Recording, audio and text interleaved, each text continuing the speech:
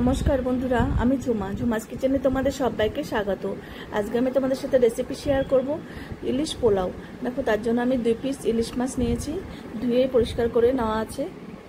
আর এখানে বাসমতি চাল নিয়েছি, যেটা বিরিয়ানির চাল। তোমরা চাইলে এই গোবিন্দভোগ চালও কিন্তু করা যায় পোলাওটা। আমি বাসমতি চালটাই নিয়েছি। এবার দই দিয়ে দিলাম অল্প 2 চামচের মতন, আর অল্প আদা বাটা, রসুন বাটা দিলাম,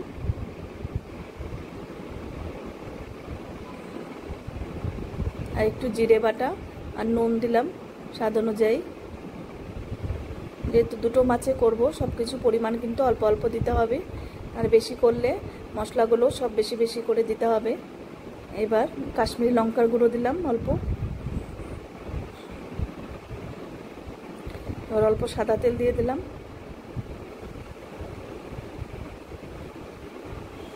এবার মাছের সাথে মশলাগুলোকে মেখে নেব।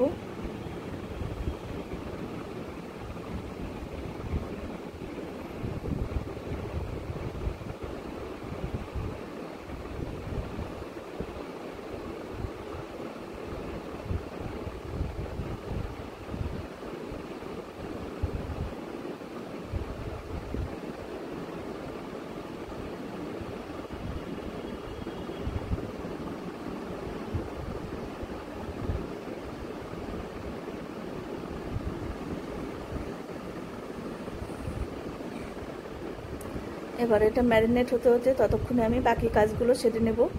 এবার দেখো, তেল, সর্ষের তেল, আমি সাদা তেলেই করছি, সর্ষের তেলও তোমরা করতে পারো। এবার পেঁয়াজ কুচনো দিয়ে দিলাম। পেঁয়াজটাকে আগে ব্রেস্তা করে নেব।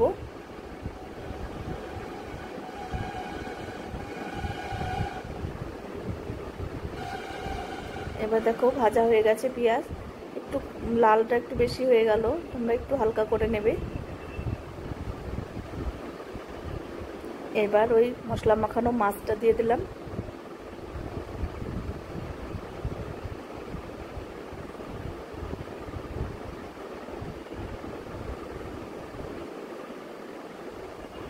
এবার কিছু কাঁচা লঙ্কা কুচনো দিলাম। এবার একটু ঢেকে মাছটাকে সিদ্ধ করে নেব।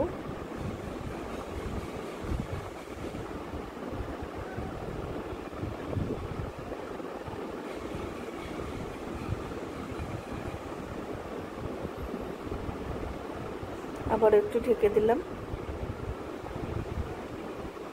এবার দেখো, হয়ে গেছে, তেল ছেড়ে দিয়েছে। এবার মাছ দুটোকে তুলে নেব।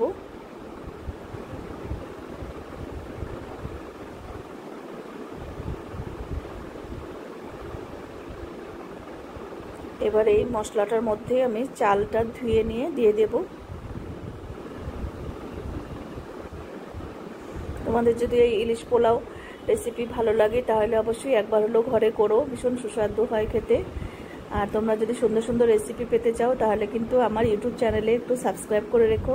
আর ফেসবুক থেকে যদি দেখো তাহলে পেজটাকে ফলো করো, তাহলে আমি যখনই যা নিত্য নতুন ভিডিও ছাড়বো তোমাদের কাছে সঙ্গে সঙ্গে পৌঁছে যাবে।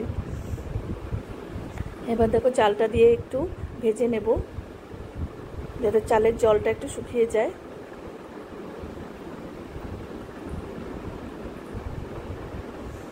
এবার একটু গরম জল করে নিয়েছিলাম, সেই গরম জলটা দিয়ে দিলাম।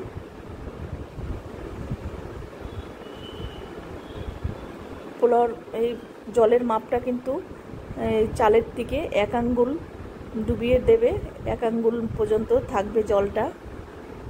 এবার নুন দিয়ে দিলাম।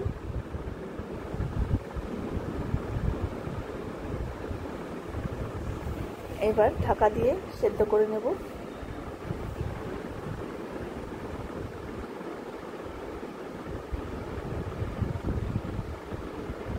জলের মাপটা আমি আবারও বলে দিচ্ছি। দেখো, চাল আর জল দিয়ে 1 আঙ্গুল ডুবিয়ে রাখবে, তাহলে কিন্তু একদম ঝরঝরে পোলাও হবে। দেখো, খুব সুন্দর হয়েছে কিন্তু পোলাও। আর যেটুকু একটু জল জল আছে পরে কিন্তু টেনে যাবে। এবার মাছগুলো দিয়ে দিলাম, আর ব্রেস্তাটা উপর দিয়ে ছড়িয়ে দিলাম।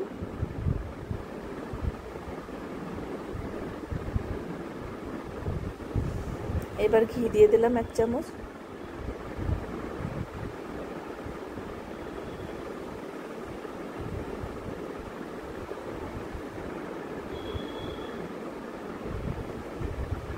এবার ঢেকে কিছুক্ষণ রাখবো। এবার দেখো, এবার কিন্তু একদম হয়ে গেছে।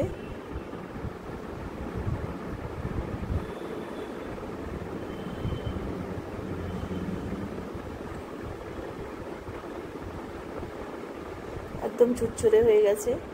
এবার আমি নামিয়ে নেব। নামিয়ে দেখো একটা থালায় সার্ভ করে দেব।